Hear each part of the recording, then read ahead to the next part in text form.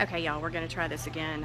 We are here at Jackson Police Department waiting on the perp walk of Jameson, Townsend, and Joshua Garcia, both charged with 3 counts of capital murder in the triple homicide deaths of 3 pawnshop workers here in Jackson. They're also charged in a string of pawnshop burglaries on the coast. Now, my signal is terrible here, and obviously this is the second time I've tried to do this video.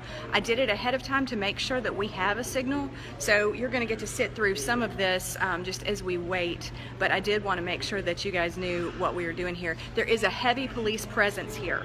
That we are told is because JPD received intelligence from federal partners that there is an escape planned.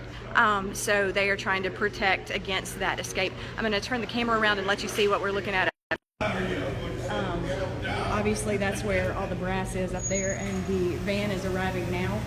I'm going to do my best to stay where I have a signal so you guys can see this.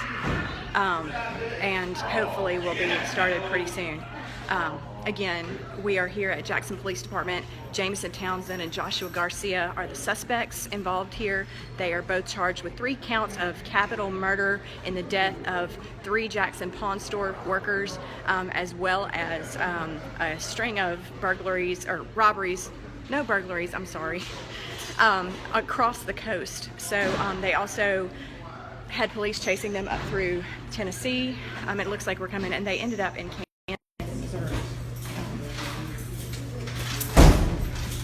These are not done.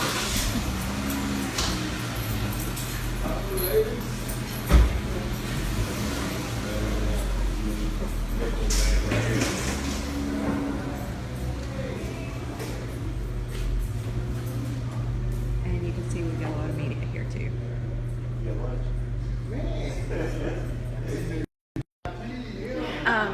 You may have seen last week I had a story that said that one of the guns stolen on the coast was actually traced to a man in Kansas, or in Missouri rather. His name is Reno Dillard, and they said that they sold 20 guns to him. So, and all of those were stolen at one pawn shop in Gulfport. That doesn't even count the number of guns that he stole at the other pawn shops. We haven't seen an inventory of what was taken. So let's make sure what's going on over here. And obviously, because we have no signal and my phone is trying extra, and this is a very important story, I also have less than 20% battery right now. So this was just one of those mornings, I guess.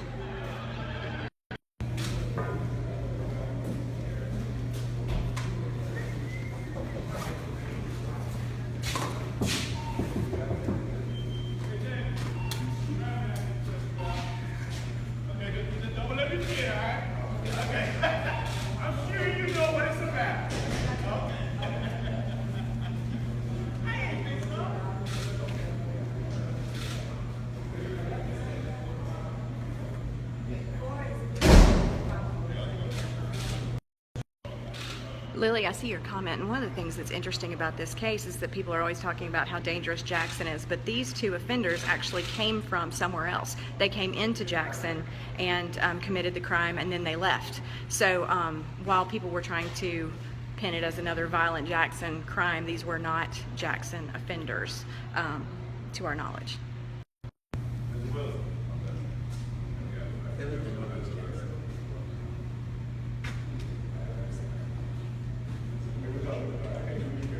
And here's Ross Adams, who's over here trying to give me crap.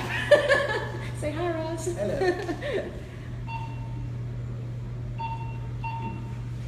You have 2 Facebook Live and someone Facebook Live and someone. What is that?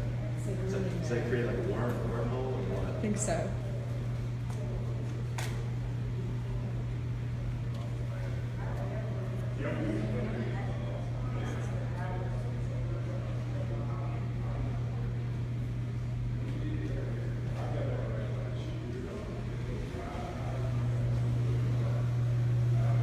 Sometimes we can go ahead and see the suspects about to do their walk through this window. I don't believe it's going to be that easy this time. You can see those 2 police on that monitor kind of standing guard. So I assume wherever that monitor is showing us is probably where they're going to come out of.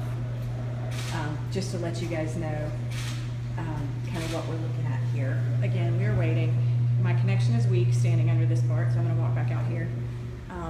if for some reason we lose this connection, I will live stream the rest from the Clarion Ledger's Facebook page. No, they gonna come in. Yeah, we just And now y'all have the plug-in charger on the dude. we're gonna move the van. Nobody.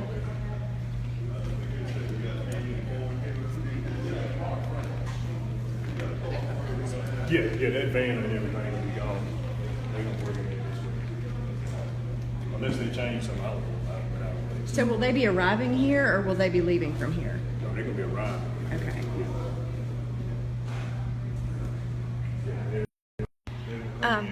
This way. Sorry, Tyree, you said they're coming in from that way? Or- Yeah. It's gonna be a while. Okay.